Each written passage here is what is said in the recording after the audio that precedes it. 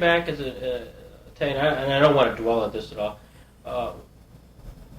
was it a novelty? Was there a sense, or on the other flip side of it, any sense of discrimination because there had not been anyone before them? Yes, there was. None of it was open. You know, it was discriminatory, and of course, I heard some things that, well, you got to be careful about him because he's an Italian. What that had to do with the practice of law, I don't know. Mm-hmm. But yes, there was incidences of discrimination and everything, and it is just one of those things that my attitude was that fine, I don't care what anybody says or does.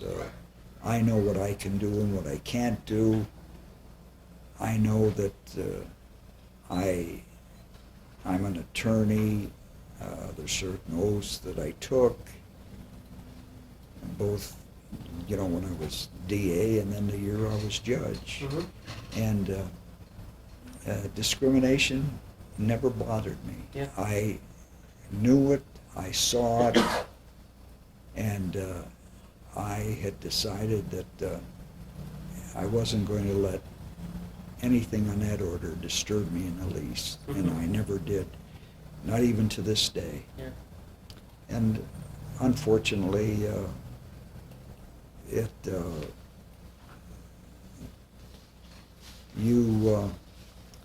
you can find discrimination today. People that feel that there's no discrimination, I'm not saying discrimination against Italians, but discrimination against all the ethnic groups. There's still some people that have never gotten over that. And of course they have a right to their own views, they have the right to their own feelings, but when some people feel that there's no more discrimination, that's when you have to be careful, because it isn't over.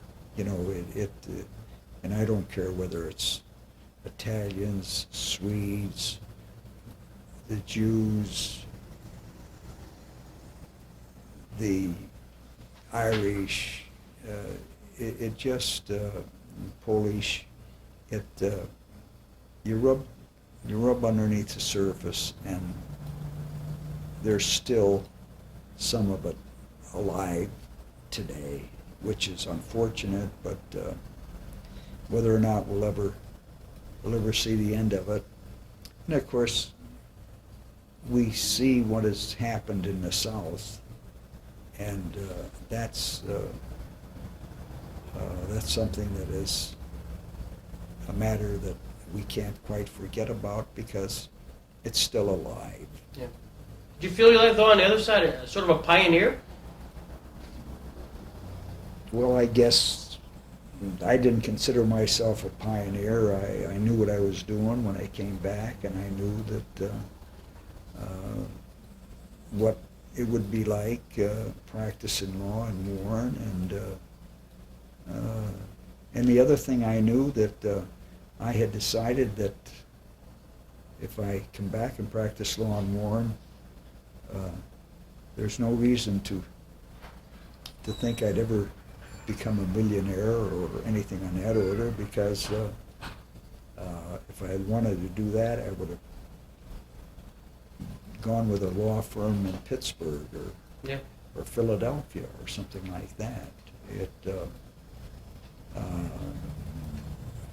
In fact, Lemuel Schofield, who grew up in Warren, his family's residence is on 3rd Avenue here, just 2 blocks down. It has great big white pillars on the front of it. It's across from the well, it's just in the next block from the police station on the right-hand side. He was Commissioner of Public Safety for Philadelphia. And when I took the cram course as a refresher in Philadelphia, I went to see him because I had known who he was because as he was coming home from college and everything, I was a newspaper boy on that block, and I remember him and I remember his family and everything.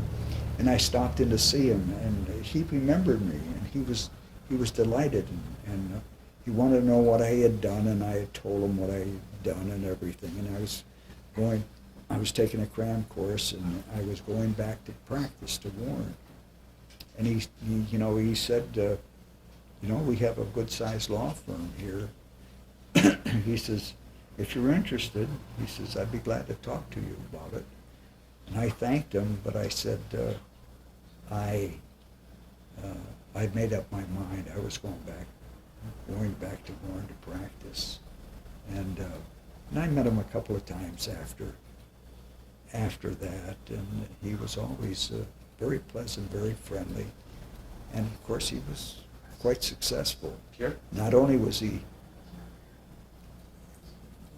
had that position, but he also was commissioner for Internal Revenue from Philadelphia. No kidding.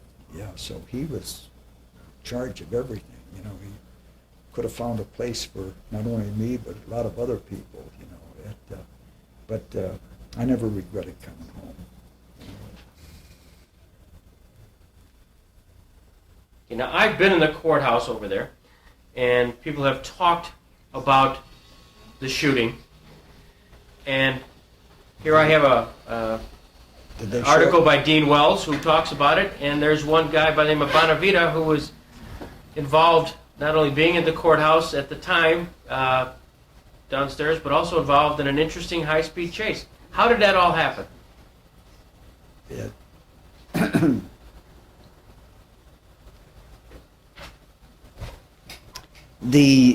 That happened on a very, very cold day in January, and what it was we had court, and what we considered was an average court day when we were to report in court if we had something that was scheduled. And it was what we called, at that particular time, it was just a general report day. And I had a case scheduled that was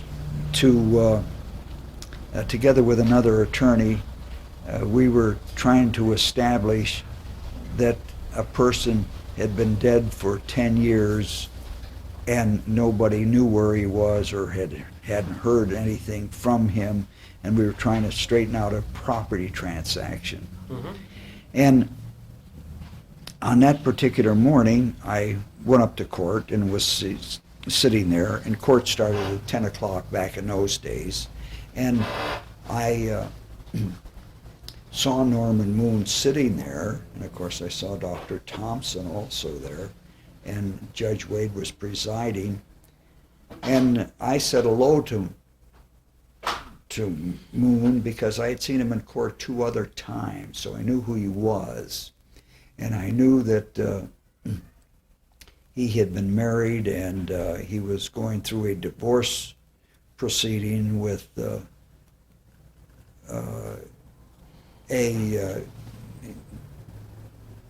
girl by the name of Schwab, Janet Schwab, who was from Tiddiout, Pennsylvania.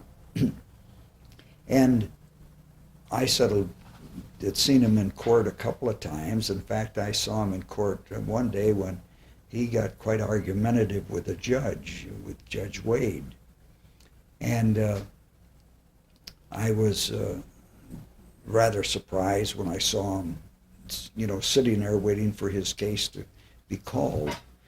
And the case that I was on, we had no elevators at the time in the courthouse, so we had to go down to the Register of Wills office and take a statement from my client so that we could establish that her brother had been dead for at least over 7 years so that we could get this property transferred. And Judge Wade came down and took the statement with a court reporter in the Register of Wills' office. And as soon as we were through with that, the judge then walks up the back steps with a court reporter and everything and goes up to call the next case. And the next case was the case of Norman Moon, for him to report as to what he wanted to do with the fact that he had lost an appeal to the Superior Court as to how much he had to pay his wife. That is for support. And the amount that the judge had ordered was $35 a week. And he called Moon the next case, and Moon, as soon as he was called, we have a rail that was at that time separated where the judge sat and where the general public sits. And I was not in court at that particular time, but what happened was that he had a gun, he had a .45, and he pulled it out, and there was a lot of commotion. The then district attorney, Meyer Cornridge, ran to a door on the right, and he fired a shot in his direction. I don't think he intended to shoot him. And Cornridge ran into what is now the attorney's room, and then he looked around and he looked at the judge and everything, and there was Attorney Harold Hampson in court at the time.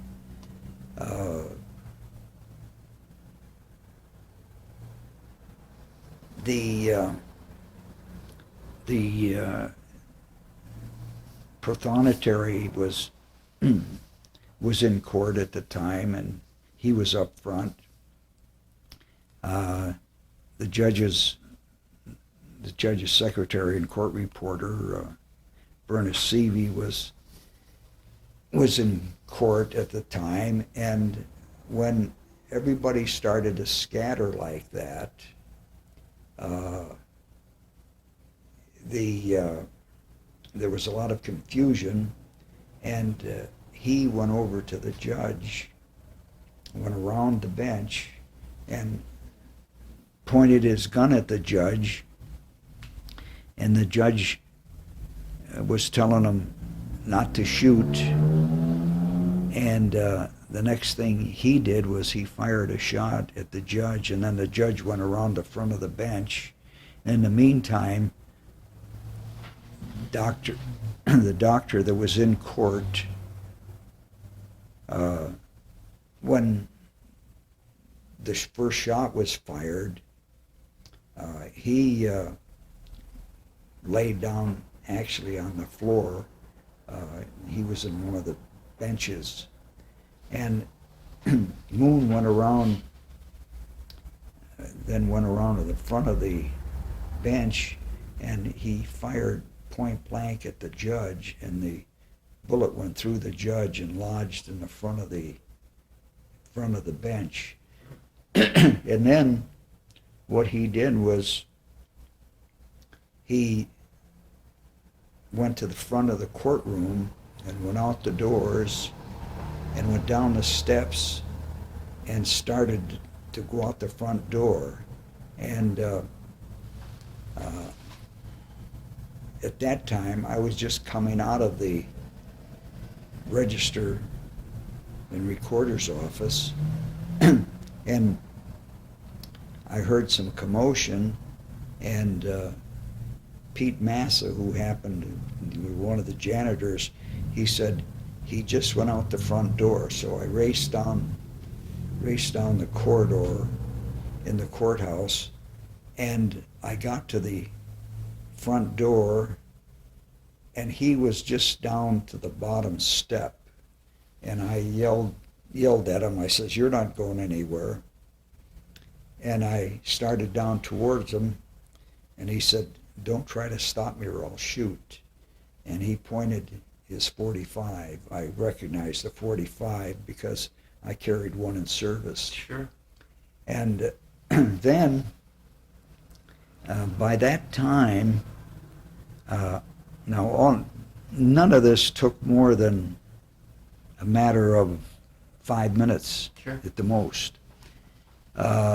Someone had called the state police, and the state police barracks at that time was the house that's still standing directly across the side of the courthouse on Market Street. And there were, I believe, 3 police officers. They had received a call that there had been a shooting. So they crossed the street, and what he did when he saw him is he started and crouched down behind the iron fence that's still standing out the side of the courthouse. And he thought that they were coming over to him. And so he was crouching down. So he was in a position if they came towards him. Now, on this particular day, it was cold. The temperature was about 0. And there was about, I think, 24 inches of snow because it had been snowing. And he had parked his car right directly in front of the courthouse. And while he had crouched down to see whether the officers were coming for him, snow had been piled up there. So I decided, and his attention was attracted to them, I decided to go out to the street and stand there, just still on the sidewalk, in front of the courthouse. And what I did is I stood there, and I thought that for him to get to his car, he was going to have to go around me one way or the other. And if I had the opportunity, I might have tried to do anything, do something. And I decided that he'd have to get around me one way or the other. And what he did was that, of course, he knew what he was doing at every moment. He kept the gun on me, had the gun in his right hand. And what he did was he circled and turned his body and kept the gun on me so that I wouldn't be that close to him I wouldn't be as close to the gun, and therefore I wouldn't have a chance to try to grab it or do whatever could be done. So then, and of course while he was doing this, he told me, he said, "Don't try to stop me or I'll shoot." Mm-hmm. So then he got into his car, and I stood right there, and he went west on 4th Avenue. And I wanted to make sure that, and I watched him, to make sure that he was going west beyond Hickory Street, because the Hickory Street Bridge is the one you take if you wanted to go out of town, and Sure. in that direction to the south. And I knew he was from Connellsville, Pennsylvania, which is down outside of Pittsburgh. And I waited to see that he went far enough west on 4th Avenue.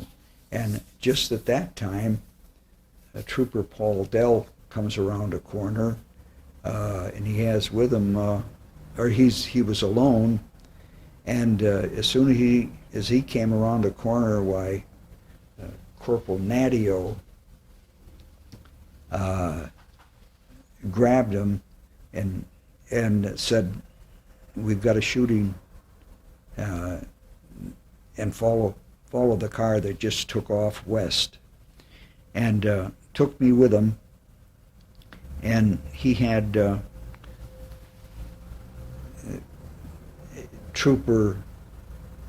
another trooper that was in the car, and Paul Dell was a driver, and himself, and Joe Mastering was the other trooper.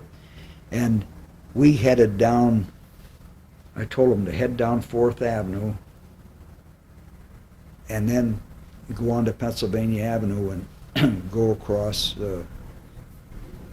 what we called the railroad tracks at that particular time were there. We called the railroad tracks the FN crossing. And just as we got there to the FN crossing, there was a little bit of when I say just an upgrade, just about maybe 10 feet high, and then went on to the 2-lane highway. It was a 2-lane road then. And we saw the vehicle, and I said, "That's it." And Nadio had rolled down his window all the way down, and of course, even though this was, temperature was 0, and he pointed the gun right at him, and we were right alongside of him. Lucky thing nothing was coming either direction, and he wouldn't stop, or he motioned to him to move over and everything, and he wouldn't do it. And then Nadio said, he says, "I'm going to ram him off the road." And I says, "Don't try it. He's got a gun." And he said he'd use it. So then what they did was they started to fire bullets at his back tires. Mm-hmm. And they fired a number of bullets, and they were pinging off of the tires and off of the pavement. And then by that time we got down, I don't know, we probably had traveled at least 2 miles west, and finally they had hit one of the tires, and there was what we call the first overhead and second overhead down there on Route 6, beyond the west part of town. And he finally pulled over, and he stopped his car, and we were at the site of the first overhead. And then what he did was he got out of his car, and he had the gun in his hand, and he started to raise his right arm, and Sergeant Nadio told him, "Don't do it." And what he did then was he brought the gun up, and he put a bullet right through his right side, and it went in about there. And what they did was he fell then, and immediately they put him into the vehicle and they took him to the hospital. And fortunately, at the hospital, it just so happened that Dr. Cashman and Dr. Lewis, who were both pretty good surgeons, were at the hospital. And so they wheeled him into the emergency room, and they pulled out the bullet and took care of him, and he recovered. And then he stood trial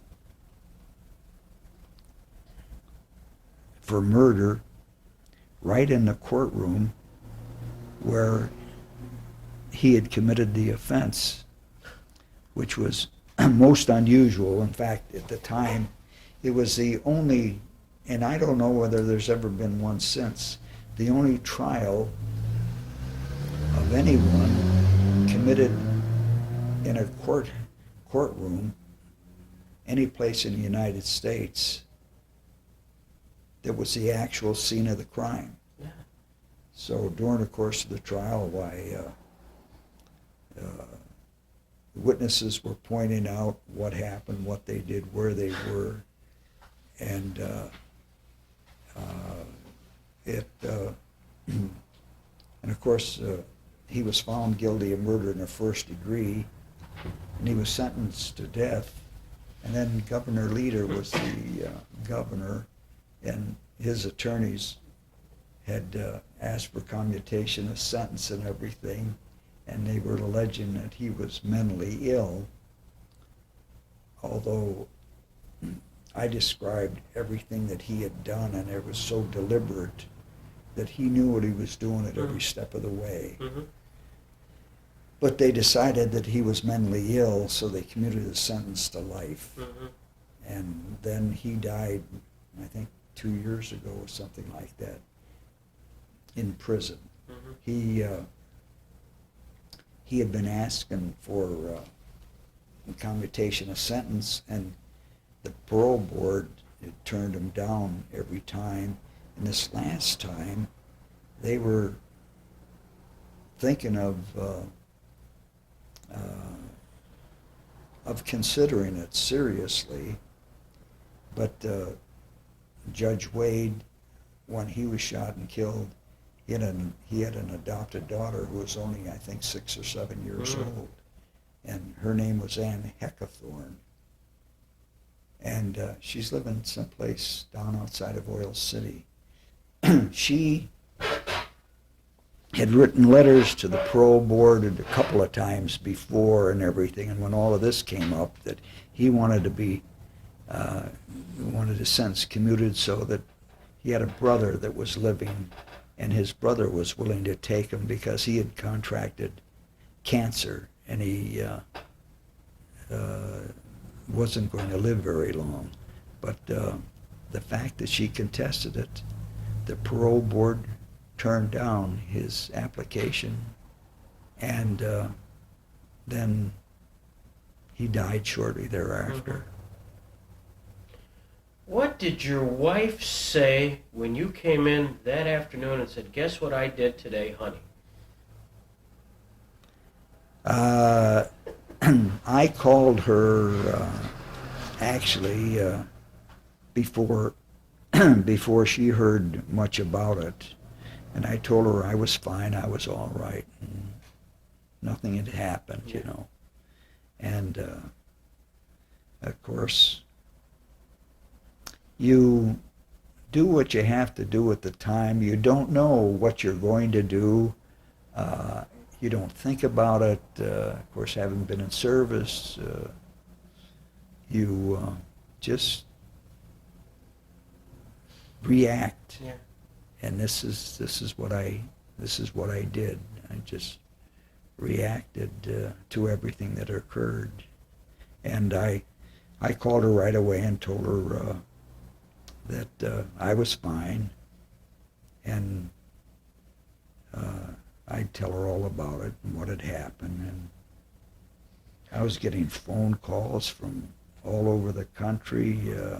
They wanted to know what happened, how it happened, where it happened, you know, and it just one of those things. And of course, at the trial, I was a key witness in that I was the only one that saw him or that talked to him after the shooting. Mm-hmm. And the only other thing was what he said to the judge. And of course, the judge said to him, "Don't shoot, don't shoot." And he, of course, said a few things to the judge, and that was it. But nobody knew what his mental condition was or anything like that. And they were trying to, of course, they were using a defense of temporary insanity. Mm-hmm. However, the description that I gave him of what actually happened, that he telling me, don't try to stop me or I'll shoot, and then going over to the fence, and then when I went behind him and everything, and he had to deliberately get around me, right. And he made sure it was just like two, whether checker players or chess players, making certain moves, deliberate moves. Yeah. That was it. And of course, that deflated the defense of temporary insanity, because he was sane at the time. He knew exactly what he was doing every minute. Now, he had been a tail gunner in service, as I remember. He had been in service, and he knew what he was doing. Mm-hmm. Unbelievable. It is now. What would I do if it happened today? I don't know. I wouldn't. It would be different. It would be. You didn't actually hear the gunshot at all. No, When you're done. but I had heard the door opening and closing, because they're great big high doors, Yeah. Wooden doors, and as soon as Pete Massa said he just went out the front door, and I don't know how fast I ran, but I ran fast enough that when he mentioned that to me, I was at the end of the hallway, and I looked and I saw the door just closing, and I got to the front door and got out the front door when he was just stepping off the last step. So, I must have ran pretty fast. I was a lot younger then, and I was able to move faster.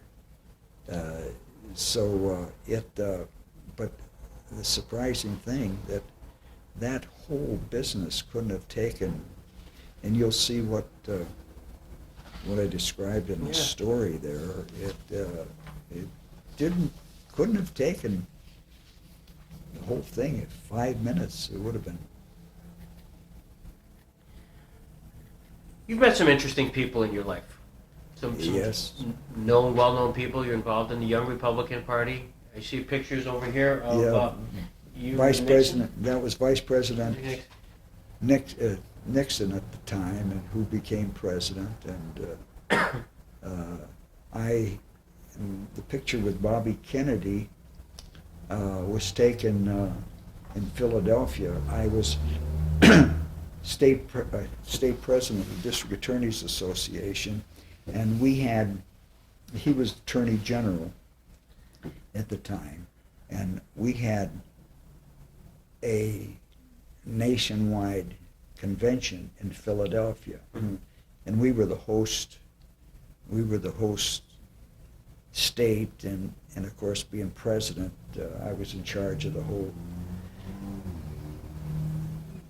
whole convention. And I wrote to, in plenty of time, I wrote to the Attorney General, and I asked him, I told him we'd be honored, and if he would accept our invitation to be our principal speaker at our banquet. And he was delighted. He just was absolutely thrilled and pleased. And of course, I'm sure that he checked and right away and knew that I was a Republican, and the fact that he was a Democrat. And he came and we received information that when he would be coming in and everything, and then of course the hotel assigned rooms to him and everything, and a couple of rooms to the people that were guarding him, at the time. And when all of that happened in San Francisco to him, I was stunned, because he had people with him at all times, and it just was unbelievable. And then interesting, he came in with his various people and everything, and with his people, as I recall, they just had rooms adjacent. With Nixon, when he came to our Young Republican Convention in Detroit, they not only had rooms alongside of them, but they had a room above them and a room below them. Okay. And the reason we found out about it is that they were going to move some of the people who already were there to different rooms in a hotel in Detroit, and we says they didn't want to be moved, because he didn't give them any reason. They says, well, we have to do it because these are orders from the Secret Service. Secret Service. So this is how we found out that. But when he went to San Francisco, the unfortunate part of it was that, he went out through the kitchen, and it's unbelievable. And he had all of these people with him, but that was most unfortunate. It just was a sad thing, and it just the interesting thing about Eisenhower was that the group that went over to convince him to run for presidency was one of the group was one of our United States senators from Pennsylvania that was included in that group that went over and convinced him to run for presidency. And then when during the campaign, after the convention, and he was setting up his convention schedule, or that is his meeting schedule and where he was going and everything, he was going to be established residency in Pennsylvania eventually, but he wanted to meet with our Pennsylvania Young Republican Board of Directors. And we were thrilled. We met with him in Philadelphia, of course. And he, what he did was, we were in one of the meeting rooms and everything, and he came around and personally shook hands with each and every one of us. Wow. And he asked us, where we were from and everything. And he wanted to know if we had been in service, and of course practically every one of us there, the fellas had been in service, and we were pleased and we were thrilled about the fact that he wanted to meet with the Young Republican Board of Directors, because most of the time nobody paid too much attention to the Young Republicans or the Young Democrats, as the case may be. But this is what he insisted on, and this is what he wanted to do. So we were very happy to oblige. What a thrill. Before I run out of tape here, this has been unbelievable. I really enjoyed this. Tell me about Al Marty. Well, Al Marty was from Corey, and he was a pretty good businessman, and I doubt that he ever had any a license in his own name, but he did own, some way he owned a beer distributorship, I think, or he had the money in it. But he was a gambler, and what he used to do was, there used to be a lot of what everybody did in those days, and of course, we all learned to shoot dice on the way over to Europe and back, on board. Of course, I flew back, but on the way over, and everybody, and in the barracks and everything, the dice game would break out. And he, of course, what he used to do is, he and one or two other fellows used to bankroll, cover all bets. And of course, anybody knows anything about gambling, if you do enough of it and everything, and you're betting wrong, eventually you're going to win. The only time you lose is if somebody gets on a hot streak or something, and they just keep pulling out their winnings as they're making different passes and that type of thing. So he wherever there was a dice game anywhere in the area, he would get together with a couple of fellas, or he'd do it himself, and he would cover all bets. So we got word that there was this floating dice game going around. And you're mentioning about prejudice and whatnot. And I was district attorney, and of course, there was a lot of certain people that were venting their dislike and everything, and saying that the reason that there was floating dice games in Warren County was because we weren't doing anything about it. We didn't want to do anything about it. And of course, I got a hold of. I was using. Of course, Warren County never had any money.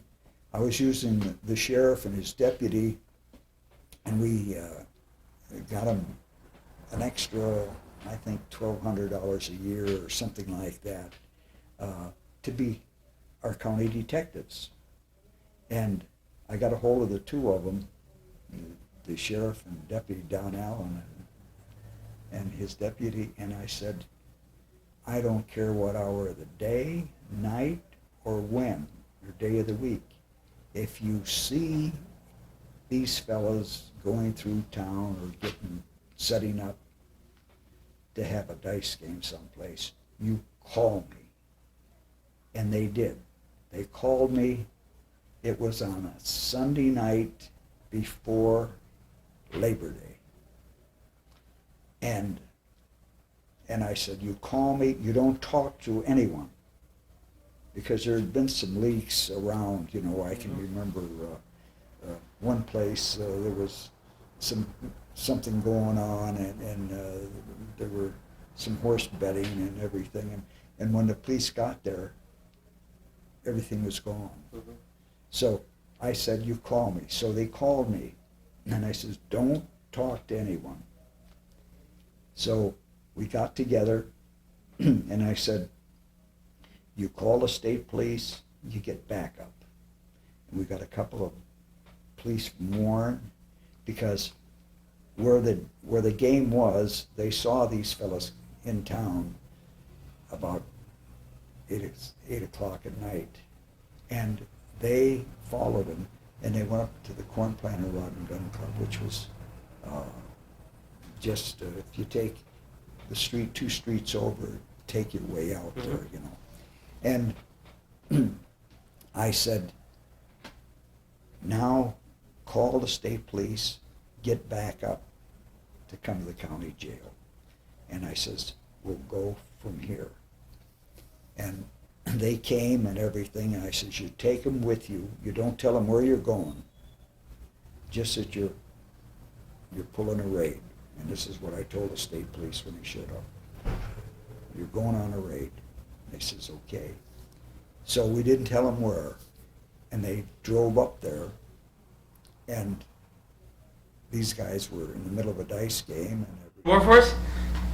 well, I was actually, I was gonna, I don't know if you wanna take this. Sure. One of the experiences I had at the end of the war, I was in Germany, and in fact I was stationed in Munich, Germany, and Spellman, who was the Archbishop of New York, was designated to become a cardinal by Pope Pius XII. And because of that, Spellman was Vicar General of the Armed Forces. He invited all of the Catholic chaplains to go to Rome, and they arranged train transportation and everything. From Munich, we got on a train, we went down through the Brenner Pass, and went through Milan and on down to Rome. And they put us up at the Excelsior Hotel, which was the hotel at that time. And Spellman, what he did was he invited this whole group, and there were about 240, something like that, to dinner at the Vatican. He had made those arrangements. And then he spoke to us and everything. And then what happened was that he had arranged with Pope Pius XII to have a reception for this group with the Pope. And it was an unusual thing that he did. Was the Pope normally goes around first and, you know, says hello to everyone, and they genuflect on the left knee and kiss his ring. And the Pope told Spellman he wanted him to go around and say hello to all of his troops first that were there.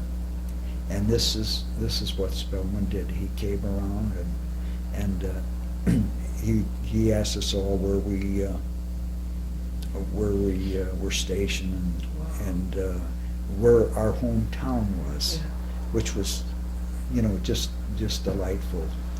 And then the Pope came around, and you genuflected and you kissed his ring, and he asked me where I was from, and I said Pennsylvania. He said Pittsburgh. I said no, Erie. He said Archbishop Gannon. my mouth dropped, and I looked at him and I thought, what a memory he has to know his various people. And then the beautiful part of it was I don't know whether we were all trying to become saints or something, but this whole group, they wanted to see all of the main basilicas and everything, and we were going from one church to the other, and one of the priests, one of the chaplains would say mass or wherever it was, and we went to different ones,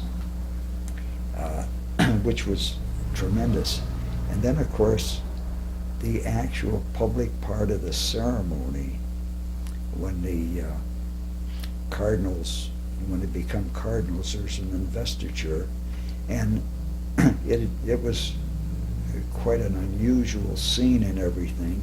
And they had a special place for this whole group to sit, which was down front in St. Peter's, and of course it was just below where they would, there's a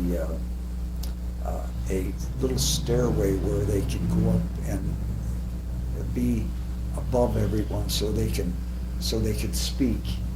And right next to that, at the time we were there, the king of Italy still had a king. They hadn't dethroned him as yet. And he was sitting in a box right next to him, right next to where you go. And we were only about 15 feet away from the king and his entourage. And of course, we were right down front where we could see everything. And when the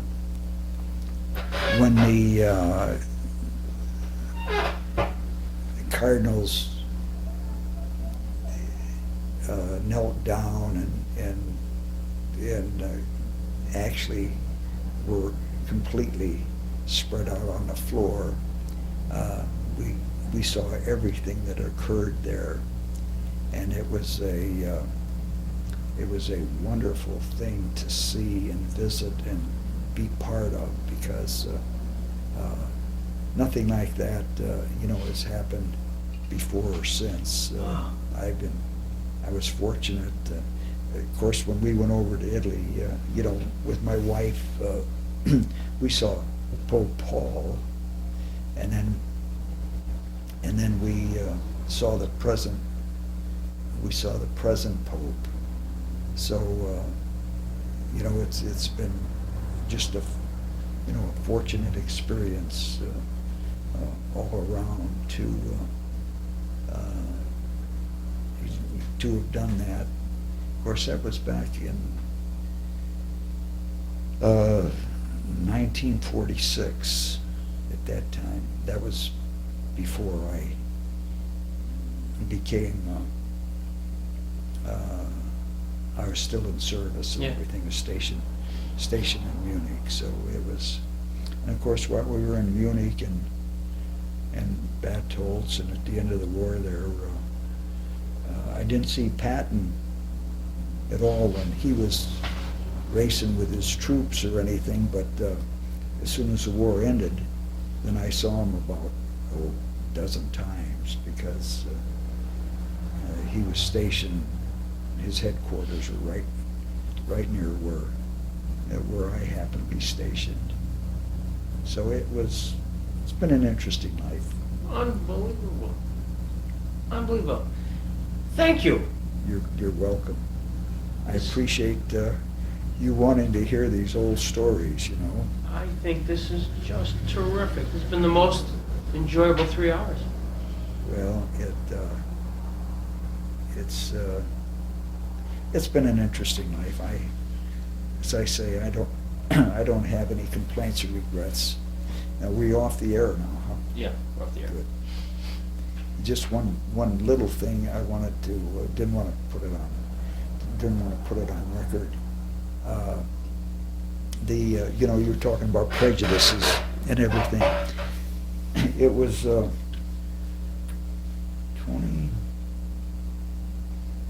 Mm, well, it was in 1969. I was judge for a year, and then I think about 2 years later, my good friend John Fanaritis and another fellow. John and I had been were roommates in college for 3 years, so we were very close. And of course, his dad was very kind to me and everything. And John was still is one of my best friends. Thank God he's still living. Well, anyway, the Conowongo Club, which is right down the street here. Mm-hmm. They were having a drive to get members. Now, at that time, I had served 10 years as district attorney and 1 year as judge. And they asked me to join. They said they were having this membership drive, and was I interested in joining? And I said something to, ask my wife about it, and I says, I really don't especially care to join, but she says, well, we should, because there's times when they have things going on, and you and John are close friends, and and ever since I come back, we're great pit rooters, Sure. football team, and we have season tickets all the time, and we up until last year was the first year we did. I had season tickets, but John didn't renew his because he had trouble walking and everything. Anyway, I said, well, Rose said, it'd be a good thing if we do that. I said, well, all right. So they put my name in, and I was blackballed. Oh. So I didn't want to say anything, on the record, because I don't have anything against the fellas. In fact, about 3 years ago or 4, they had a membership drive, and Dave Winans Jr. was chairman of their membership drive, and he asked Tom and I to join, and they were going to have a little bit of a mixer or something, and asked us to come around, and I guess they served hors d'oeuvres and drinks and that type. He said, gee, he says, I was sorry you didn't come to our little mixer. And I didn't say anything to him, and then about 3 weeks or months later, I saw him. I says, Dave, I want to explain something to you.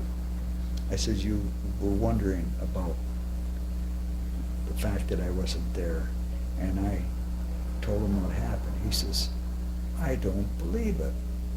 I says, well, Dave, it happened to me. And he says, I assure you, he says, you won't have any problem or anything. I says, well, Dave, I appreciate it. But of course, I looked at it that they saved me money. Really, because you had to eat so many meals or everything, and of course, I don't know, years ago, scratch the surface, and there's a little bit of it left, and of course, we shouldn't be too surprised at that, because after all, we have a lot of nice people, and we have a lot of people that have a pretty nasty streak in them, and we have to expect it. We're not all the same. We don't think the same. We don't act the same. You're bound to run into things like that. Probably, just completely unrelated, but you had an incident here 3 or 4 weeks ago with the Ku Klux Klan. Was there ever any indication as to why they chose Warren, Pennsylvania? other than, number one, I'm not sure that we have any Negroes in the town, or blacks. Right. Can't call them Negroes anymore, you know. Of course, haven't been in Pittsburgh so long, that we used, Sure. the word was Negroes. And I don't think it was that. However, there again, let me take you back a few years, quite a few years. I can remember growing up, I was in grade school, and there was crosses that were burned where you're sitting, over the river, up on the hill, over there. You go out Market Street, before you reach the end of Market Street, up on that hill, I can remember seeing crosses that were burned, and that was done by the Ku Klux Klan.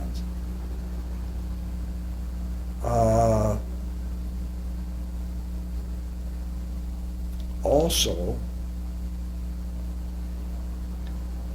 there was, I actually saw a charter that was written by the Ku Klux Klan to establish a Klan in Youngsville, Pennsylvania.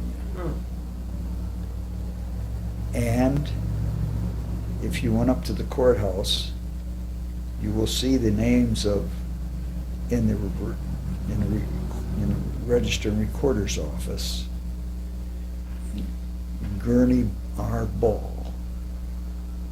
He was Register and Recorder maybe 26 years ago, 28 years ago, something like that. He was secretary at the time, and the charter was made out to him. No kidding. Now that was back, the date of that thing, God, I had it and I forgot. It seems to me it was before World War I. So, you know, and then the other thing is, and this a lot of my good friends around Warren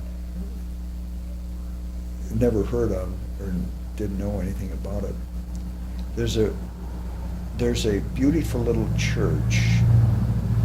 It's on Conowongo Avenue. I think it's called the Covenant Church, Calvary Baptist. That's the name of it. And it's right across the street from, let's see, my friend John Fanarias lives, I think, at 424 or something like that, Conowongo Avenue. And it's, you take Conowongo Avenue and you go, I think it's about on the left, let's see, on the left side. It's a brick facility, isn't it? It's a brick church, and in fact, there are no streets. You know, you take Conowongo Avenue, and there are no streets. And on the left-hand side, there's a number of houses, and there's no streets on the left-hand side. There's streets on the right-hand side, because on the left-hand side there's a row of houses, and then beyond that is the Conowongo Creek. And at the end, that's where the Calvary Baptist Church is the first church on the left side that you run into. And when they built that, one of the people, you might have heard of this name, one of the people that was very active, and he was a good friend of mine, a nice guy, and he was a CPA. His name was Clarence Swanson. And of course, the firm is, their office is just a block down from the courthouse. Mhm. Clarence was a very nice guy, and of course he was one of the trustees of that church, and I considered him a good friend of mine. Anyway, when they built that church, and it hasn't been that long, maybe time gets away from it, maybe 15 years, Right. as they were moving all of their stuff, somebody says, what are we going to do with all of these KKK robes? And so what they did was they moved all the robes. No kidding. And what happened to them, I haven't the faintest idea. Calvary Baptist Church. I know that Clarence Swanson, who would have been the last person to ever do anything, have any prejudice against anyone. Wow. But it just, it's things like that that I don't go around telling people some of these things because I feel, well, it isn't going to help them and it isn't going to harm them. Sure. But these small communities, and I know there was a lot of similar type of things, up around Jamestown and Mhm. everything years and years ago. All of these things go back, a number of years, and it's kind of sad that some of the things happen, but when people tell me there's no prejudice, and I get my wife quite upset because if I tell her anything about or tell anybody when they get into talking about things that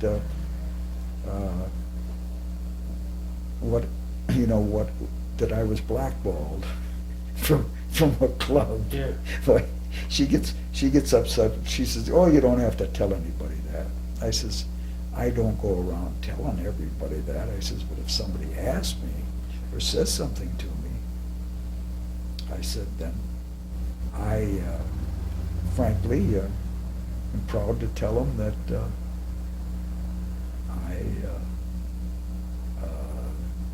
that happened to me. I don't."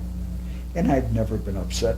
In fact, I became DA again after all of that, after I was judge. And to this day, the Conowongo Club, they do not have a catering license. Now in Pennsylvania, if you want to serve drinks to non-members, you're supposed to have a catering license. And the catering license, it costs you the same as John Doe, who has a bar down the corner. There's a difference of I don't know, maybe $500 a year for the license, But and the other thing is, every once in a while, they forget themselves. It's the officers. They don't have anybody that watches it. That there'll be a little blurb in the paper that there's such and such a groups that going to meet, and there's libations available or some such thing that they have, and they have it in the ad. Ugh. And I'm thinking, Liquor Control Board frowns upon that, but they've never said anything to. But when they did that to me, if I was the type of an individual, I would have hated myself if I had done anything like that. It's all I had to do was pick up the phone and call the Liquor Control Board and say, "Hey, this is wrong, do something about it, or you'll have a blast in the paper that you guys are permitting it to be done, and you know about it, and you're doing nothing." But I never said anything, never even... You took the high road. Oh, yeah. I mean, it wouldn't have done me any good, Plus the fact, I don't know, my wife might have divorced me, who knows? Oh, I've taken up an awful lot of your time. This has been terrific. Well, I can't thank you enough. I appreciate you Yeah. wanting to listen.